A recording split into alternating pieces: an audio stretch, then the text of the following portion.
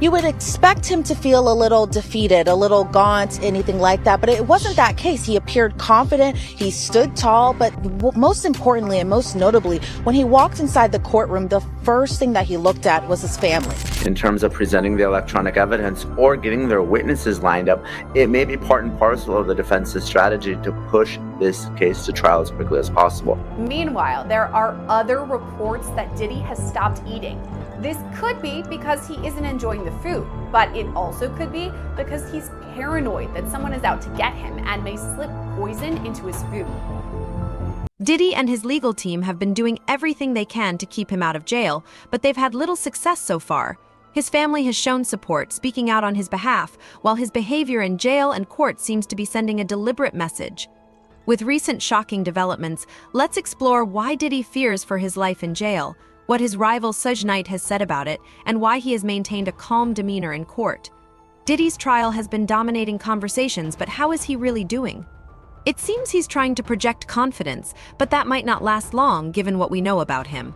No matter how much his lawyers try to present him as innocent, it's clear that in the court of public opinion, Diddy has largely been deemed guilty. Yeah, Jesse, it was pretty interesting because I think, we have seen many photos, videos of Sean Combs, aka Diddy, through the Associated Press, through Instagram. And so to see him kind of in person after being in jail for 3 weeks now was pretty interesting, to say the least. And I say that by being that you would expect him to feel a little defeated, a little gaunt, anything like that. But it wasn't that case. He appeared confident, he stood tall, but most importantly and most notably, when he walked inside the courtroom, the first thing that he looked at was his family. As soon as he saw his family, he just lit up. Another thing to note too is he wasn't shackled, but he was wearing a khaki prison-like jumpsuit when he appeared inside court, and his family appeared on their end very just happy to see him. Now, I will say when I was inside the courtroom, I was a little bit towards the back right side of the gallery, and so for seeing Sean Combs, I had to look through a few heads and stuff like that. But again, he appeared just kind of confident walking inside that courtroom, and it might have just been the look that his family was there. Of course, that hasn't stopped the feds from doing their job. But why do people think Diddy is essentially sending threats from the courtroom? One reason is his confident and unapologetic demeanor during his hearing. His family was there to support him, which helped him project an image of being a devoted family man. However, there are also unsettling messages circulating, raising concerns about what might really be going on behind the scenes. You had Janice Combs, who sat by Justin. Then it was followed by Chance, the twins, Jesse and Delilah, Quincy, and then Christian Combs, aka King. And so again, once they all saw their father, they all smiled at him, waved at him. And even when we were all leaving the courthouse today, Diddy just blew kisses at his mother and his family members. They didn't say much of anything. I wasn't outside when they had first entered the courthouse, so I'm not sure if they said anything to the press. Previously, they had been very quiet whenever they had entered the courtroom, so I assume it'll be kind of like that as well too. No matter what Diddy does, it seems like the judges are determined to keep him in the Metropolitan Detention Center, despite his repeated requests for bail. However, there's much more to the story. During the latest hearing, it was revealed that the feds are still working on extracting a significant amount of information from the devices seized during the raid. So while a lot of us were kind of expecting there to be arguments about the bail or the bond, that really didn't happen. And the judge ordered that the defendant, Sean Combs, stay inside the MDNC, which we know the Metropolitan Detention Center in Brooklyn, New York. And so as far as what we know now is that we know May 5th is going to be the date, tentatively, that the trial does begin. So we have a lot of stuff that we're expecting to see. So the data mainly still has to be extracted. Now, the government was kind of talking about just some of the devices are a little bit older, so the government in turn is kind of catching up to the technology there. But they say at the airport they seized 9 different devices. 7 of those have been extracted so far. At Miami, 36 different devices were seized. 29 were extracted. And in LA, 51 devices were seized. 24 have been extracted.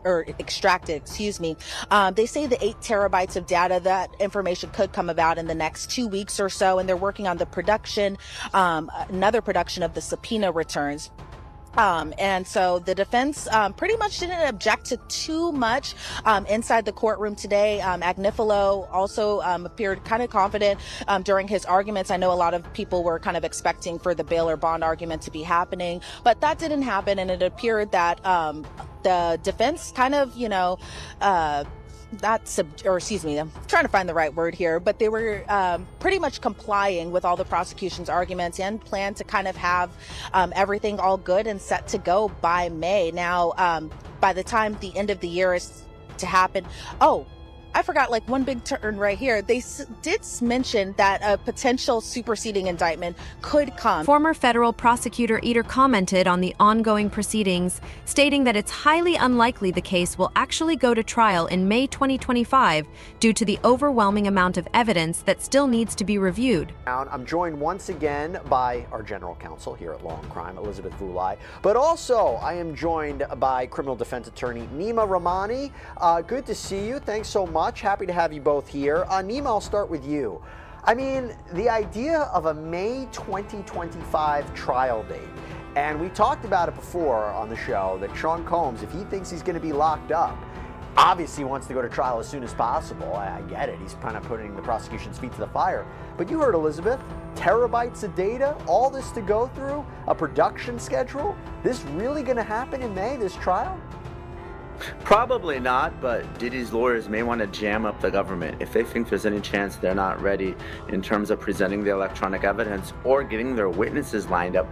It may be part and parcel of the defense's strategy to push this case to trial as quickly as possible. Obviously, we know Combs is in custody, so there's really no point for him to wait. We know that the defense case is going to be limited. When Judge Subramanian asked for a time estimate today, the prosecution gave 3 weeks. The defense only gave 1 week, which means that they're going to base this case mostly on cross-examination. Of course, this doesn't mean the government is uncertain about their approach.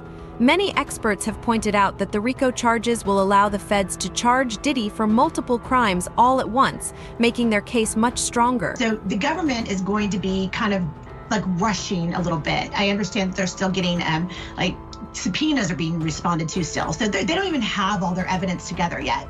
And so demanding a speedy trial really is going to force the government to get their act together really fast and not have that additional time. But I think that the government was also smart in not overcomplicating this case by making it much bigger than it needed to be. Like, for instance, what happened down in, y'all's neck of the woods in Atlanta with the YSL RICO trial that's going on. So, you've got a much simpler, indictment, 14 pages long, really one identifiable victim, but I think that there's probably others that are contained within it. So we'll see if that May date sticks. If there's superseding indictments, it's probably going to get continued, I would think, because there's just, that would automatically cause that to happen. There's even been speculation about the feds potentially bringing in a new defendant to reduce Diddy's control over the case.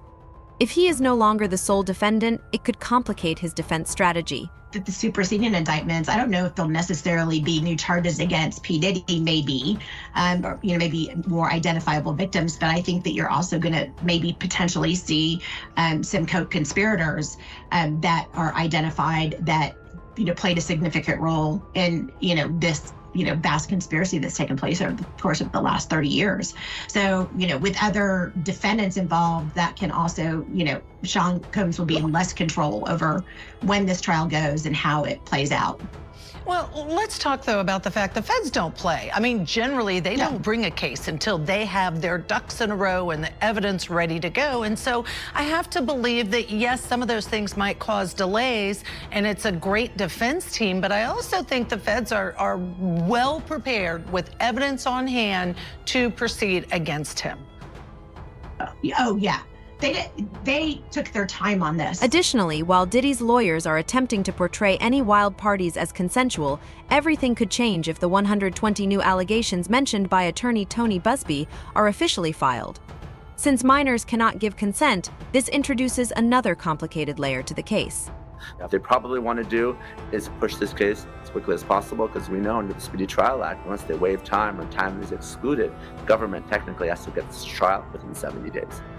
So let me just follow up on that.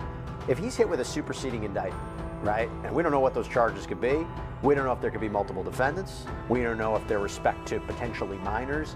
No, am I crazy to think that there's no way this trial is then going to happen in May? It's unlikely, especially if there's a superseding indictment involving minors, because minors present a completely different set of circumstances, because we know through his lawyers, Combs is arguing that the sexual activity happened but it was consensual. Of course, for sex trafficking, you need one of those three elements: force, fraud, or coercion. Obviously, minors cannot consent to any sexual activity, so that would be a very different defense entirely. Defense would have to be that the activity it didn't happen at all and the individuals are lying. So I think that's going to be a potential game changer if we do get the minors wrapped up into a superseding indictment. And we know, at least if you believe the civil attorneys, there are 25 minor victims, one of which is as young as 9.